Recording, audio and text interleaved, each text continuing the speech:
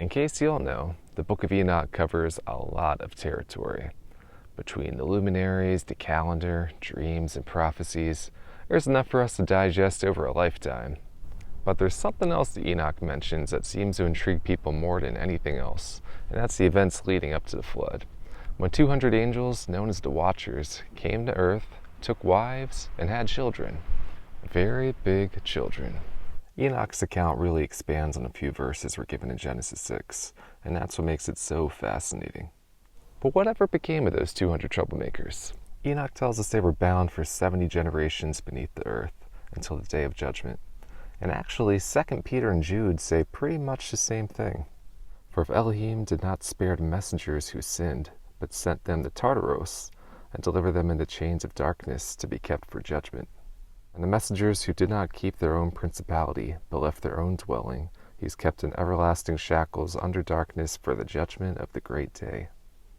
But have you ever wondered where this prison of the stars is located? I'm going to explain why I believe it's beneath Yellowstone, that beloved national park. And no, I'm not joking. Then in part 2, we're going to examine whether or not the Watchers' sentences come to an end, and if so, when were they released? And just a heads up, I'll be quoting from a few different translations of Enoch as the wording changes slightly between them.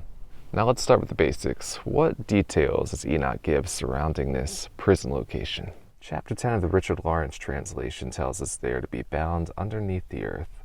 That's kind of broad, but the R.H. Charles translation is a little better, saying they were bound in the valleys of the earth. And according to a translation from Michael A. Knibb, formatted by Andy McCracken in 2020, they were bound under the hills of the earth. So perhaps a valley surrounded by hills? Let's keep going.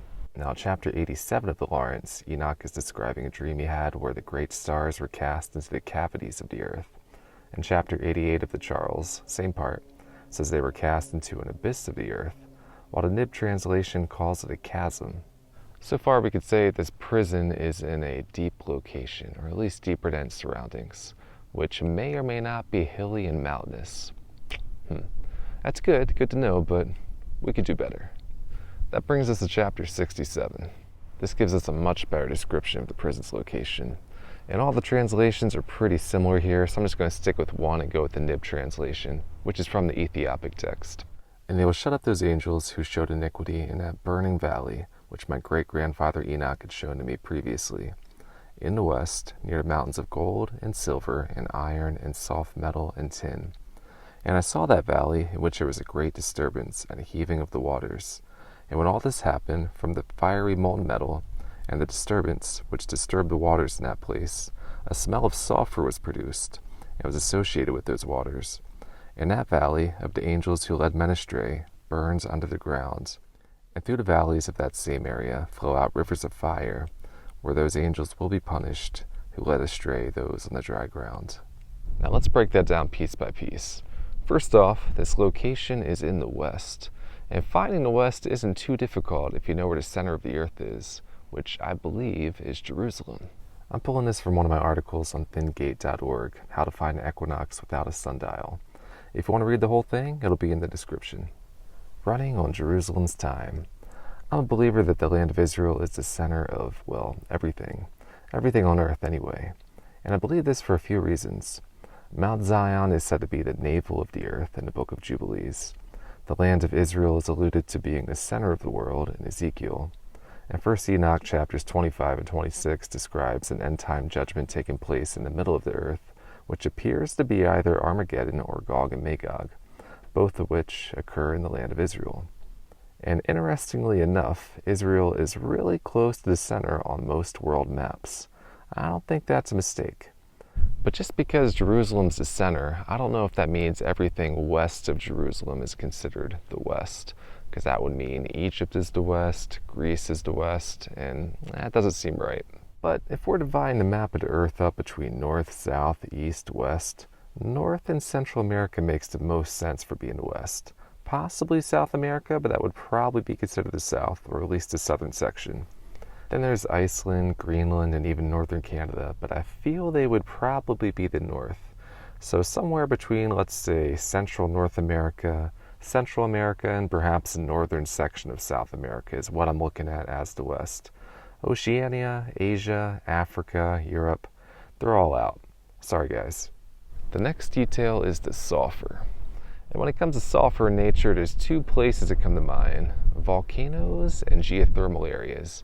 But since Enoch also mentions that this prison is in a valley, I think we could rule out a volcano. Now, it may be connected to a volcano, but not directly in it, which leaves us with a geothermal area. Now, there's geothermal areas all across the Earth, such as New Zealand and Russia, but I'm pretty sure they wouldn't be considered the West. There's Iceland, the land of fire and ice. While there is a vast amount of volcanic and geothermal activity here, boy, is that north. Maybe I'm wrong, but I can't imagine referring to it as the West. So Iceland gets second runner-up. Then there's El Tatio, Chile. It's the highest geothermal field in the world at 4,300 meters, or about 14,000 feet. Would a place that high be considered a valley, though? I'm not sure. And it lands within my southern estimate. Though to be fair, it is among the Andes Mountains, which runs along the entire west coast of South America. And the Andes has 4 different volcanic zones within it. So it's worth considering. While I don't believe the 200 were bound here, the Andes may be intriguing for other reasons. So I'll give it runner-up. Because the one that takes the prize, the place that seems to check all the Enoch boxes, is Yellowstone. And I didn't know this, but according to Unesco, Yellowstone contains over half of the world's known geothermal features, with more than 10,000 examples. Whoa. There's one more thing that Enoch mentions about this prison, that's located among mountains of gold, silver, iron, soft metal, and tin. That's a little strange for us to think about because we think of mountains as being made of stone and rock. But let's look at the Rocky Mountains for a moment, because to my knowledge, all those elements have been mined in the Rockies at one time or another, especially gold and silver in Colorado. And near the center of it all is Yellowstone. Because when you look at a map of the Rockies, the center appears to be between Wyoming and Montana, which just so happens to be where Yellowstone is. It seems like a perfect fit, doesn't it? I'm rolling with it. So now that we've narrowed down that the prison may be within Yellowstone Park, there's 3 things I want to hone in on. Where is there a valley? Where is there sulfur? And where is there a chasm? Oh, you thought I was going to settle on Yellowstone and call it a day? No. We're going deep, my friend. Just wait. Now, the center of Yellowstone is atop the Yellowstone caldera, which could be the valley we're looking for. Though, is this technically a valley? Not really.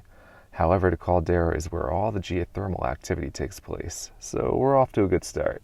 Though within the caldera, we do have an actual valley, Hayden Valley. Almost seems too beautiful a place for all that evil.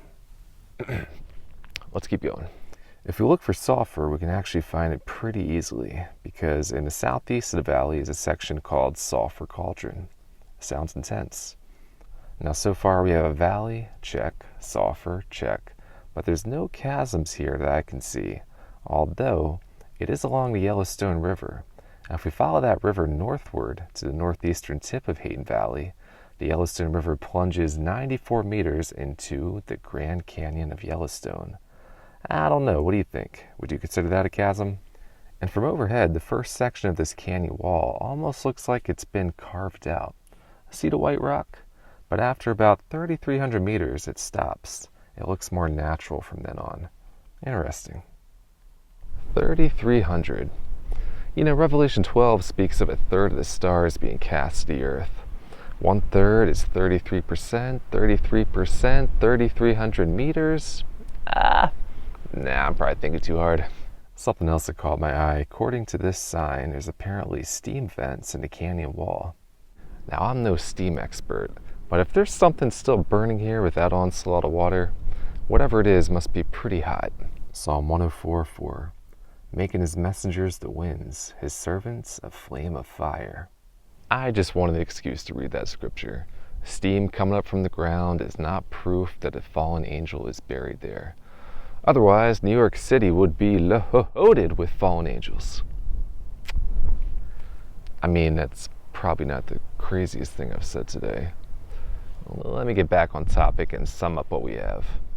I believe Yellowstone is that burning area in the west where the Watchers were bound. And within Yellowstone, we have the geothermal area known as the Yellowstone caldera. Within the caldera is Hayden Valley. Within Hayden Valley is the Sulphur Cauldron. And upriver from the cauldron is a chasm, the Grand Canyon of Yellowstone, where the first 3,300 meters look noticeably different from the rest. So this is the exact stretch I'm looking at, the spot that maybe, just maybe, the 200 watchers were bound. And I'm going to explain why soon enough. But first we had to ask ourselves, if the watchers were bound here, are they still there? Or were their spirits released?